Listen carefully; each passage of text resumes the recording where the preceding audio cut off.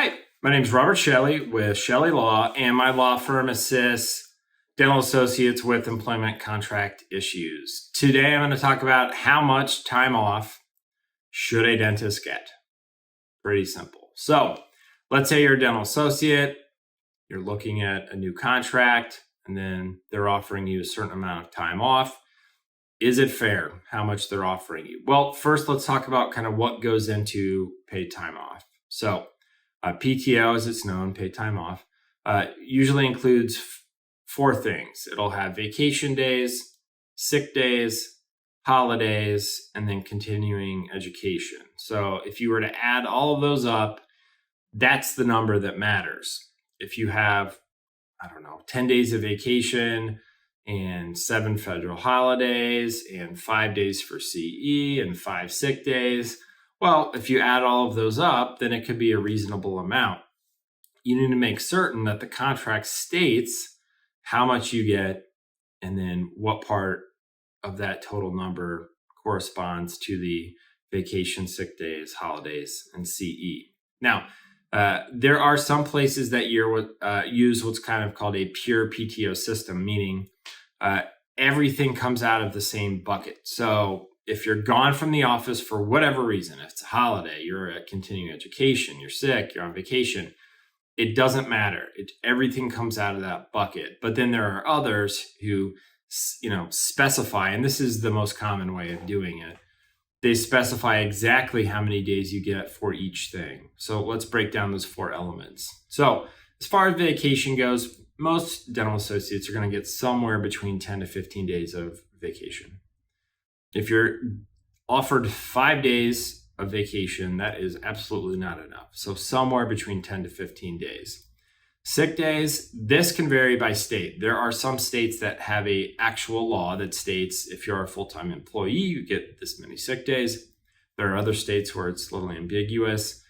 So normally most places will offer somewhere between 3 to 5 sick days, or they might even lump it into the vacation. But that's a kind of reasonable amount. As far as federal holidays go, most places 6 or 7 federal holidays per year. That's pretty easy to understand. And then continuing education, once again, somewhere between 3 to 5 days. A dental associate should aim for somewhere between 20 to 30 total days of time off. So when you add up those 4 things, it should be somewhere between 20 to 30 days. If you're not within that range, obviously if you're beyond that range, great, good for you. If you're not to the 20 days, adding all that up, you're not getting enough time off. At least you're not getting enough time off compared to your peers. So you need to ask for more. Now, a couple considerations. If you are on a pure production compensation agreement, meaning maybe you get a daily rate with no paid time off. So when I'm talking about this, usually it would pertain to people that are on salary.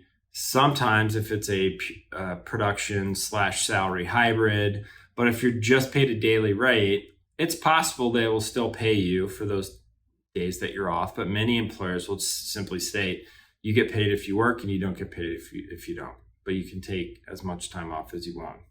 If you're on a pure net collections based agreement, meaning you would get a percentage of whatever the dental practice collects based upon your personally performed services. In that scenario, obviously, the less you work, the less you're going to collect. And so you need to kind of, determine how much time off you can take versus how much you're going to make by taking that much time off, and then decide how much is kind of the right amount for you. If you're on a pure base salary, so you get, let's say you make $110,000 per year, the more time off, the better, because your compensation isn't going to be affected whether you're there or not, or what your productivity is. So try to advocate for more if you're on a pure base salary, whereas if you're on some kind of hybrid or pure productivity, it might change the equation in some way. So in summary, should aim for somewhere between 20 to 30 days of total time off. Anything above 30 would be pretty rare, to be honest. But somewhere in that range would be considered fair, in my opinion. If you have any questions about your employment contract, you can always call my law firm at the phone number listed below in the description, or you can reach us through our website, chellelaw.com. Once again, my name is Robert Shelley, and I appreciate you watching the video. Thanks.